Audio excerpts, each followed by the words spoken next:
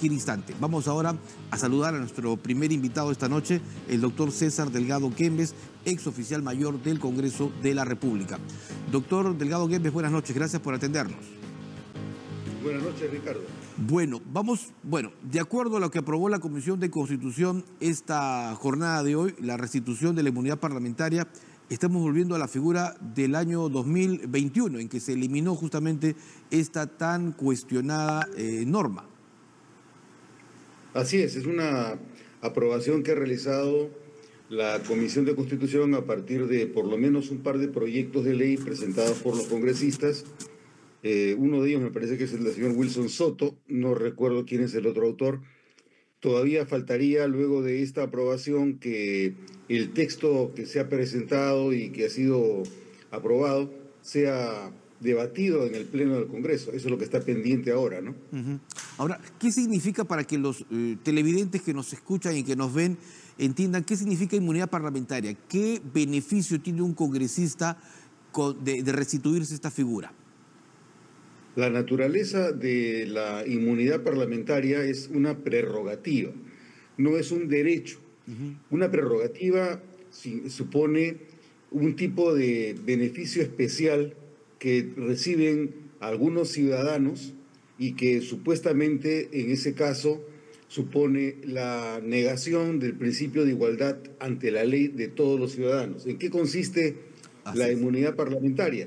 Cuando a una persona la acusan por la comisión de un delito común, cualquiera que fuese, el proceso normal es que el Ministerio Público lo interviene y luego lo procesa el Poder Judicial. En el caso de la inmunidad parlamentaria, esta prerrogativa supone que a un congresista, si es que ha cometido un delito común, antes de procesarlo, debe ser autorizado el levantamiento de esa inmunidad que impide que se lo procese o que se lo arreste durante el ejercicio de su función.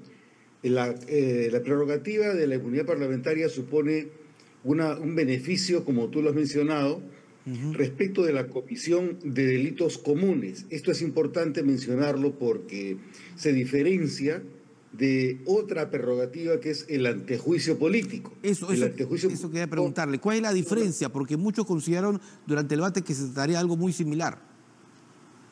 Es parecido, no es igual. El antejuicio político y el juicio político forman parte de una institución que se la conoce como la acusación constitucional, cuya regulación se encuentra en los artículos 99 y 100 de la Constitución, y que se refiere a la necesidad de que antes de procesar a un alto funcionario de los indicados en el artículo 99 de la Constitución, el Congreso tiene que autorizar su procesamiento si es que se trata de la comisión de un delito cometido en el ejercicio de la función o si se trata de una infracción de la Constitución, en cuyo caso no debe haber autorización para que sea procesado en el Poder Judicial, sino que el Congreso tiene la potestad de destituir, suspender o inhabilitar a ese alto funcionario. Entonces, estamos ante dos figuras. Ya. La inmunidad parlamentaria se refiere a una protección frente a la comisión de delitos comunes. Correcto. Y únicamente afecta, en el caso de nuestra Constitución, a un congresista, es decir, a lo que después será un senador o un diputado, a los magistrados del Tribunal Constitucional y al defensor del pueblo, mientras que la acusación constitucional, ya sea como antejuicio político o como juicio político, tiene una cobertura mucho más amplia porque aparte de los congresistas, senadores, diputados, al Tribunal Constitucional, al defensor del pueblo, también alcanza a otros altos funcionarios como son los ministros de Estado, el presidente de la República y al fiscal de la Nación y a los miembros de la Corte Suprema. Entonces, se trata de una protección respecto a la comisión de delitos comunes de congresistas del Tribunal Constitucional o del defensor del pueblo. Para ser claros también, doctor Delgado Guembes, hay que decir que esta norma de restituirse en la Constitución regiría a partir del 2026, es decir, ya para el nuevo Congreso, no para el actual. Así es. ¿Cuándo la inmunidad se convierte en impunidad? Porque ese fue justamente el debate que hizo que se eliminara esta figura de la Carta Magna.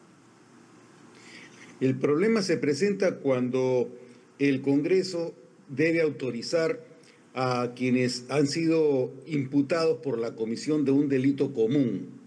El proceso supone que la denuncia sea previamente remitida a la Comisión de Levantamiento de la Inmunidad Parlamentaria. En este caso, esa comisión contará con dos vertientes: la comisión que tiene que revisar el caso en la Cámara de Diputados o la comisión que tiene que revisar el caso en la Cámara de Senadores, dependiendo de quién haya sido imputado.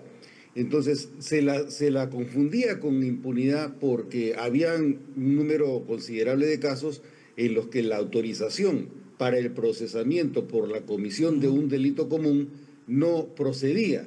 ¿Y cuál era la razón por la que en general se omitía con la autorización para procesar o para arrestar a un congresista? El fundamento básico es que la inmunidad parlamentaria protege respecto de las presuntas intenciones políticas que pudieran tener quienes acusan a un congresista. Yo cometo un delito X, un homicidio, y se supone en ese caso que no debería haber ningún tipo de vinculación con una pretensión política.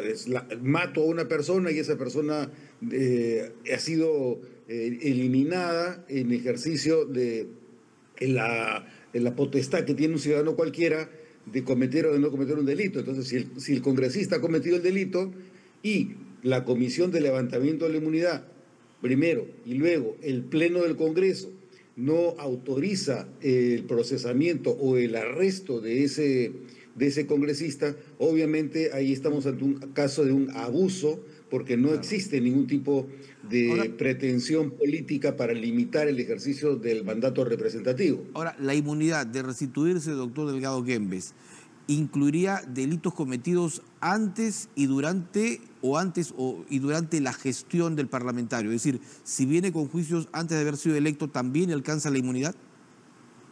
Bueno, va a depender mucho del estado en el que se encontrara la investigación o el procesamiento de ese diputado o senador al momento en el que el diputado o senador ha sido electo. Si, por ejemplo, ya existe un proceso abierto, obviamente ese proceso va a continuar únicamente hasta el momento en el que el diputado o el senador resulta declarado electo por el Jurado Nacional de Elecciones.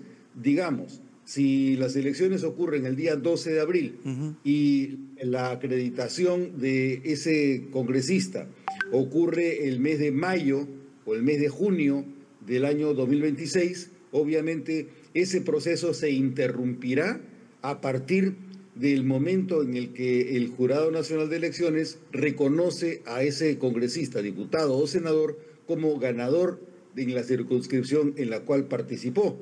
En ese caso, una vez que se interrumpe, el caso debe ser remitido a la Comisión de Levantamiento de la Inmunidad Parlamentaria y luego debe consultarse ante el Pleno el informe que esta comisión presente, para lo cual lo regular ha sido hasta ahora, con el reglamento del actual Congreso unicameral, se requería una mayoría absoluta, es decir, más de la mitad del número legal de miembros del Congreso, en su momento del número de miembros de la Cámara de Diputados o del Senado, y si diputados y el Senado están en receso, de la Comisión Permanente, para que se autorice el levantamiento de la inmunidad de proceso o de arresto. Correcto. Muchísimas gracias, doctor César Delgado Guembes, por esta precisión. Seguramente, conforme avance el debate, seguiremos conversando para dar más luces y precisiones sobre este tema tan controvertido. Muy gentil y buenas noches. Buenas noches. Hasta luego.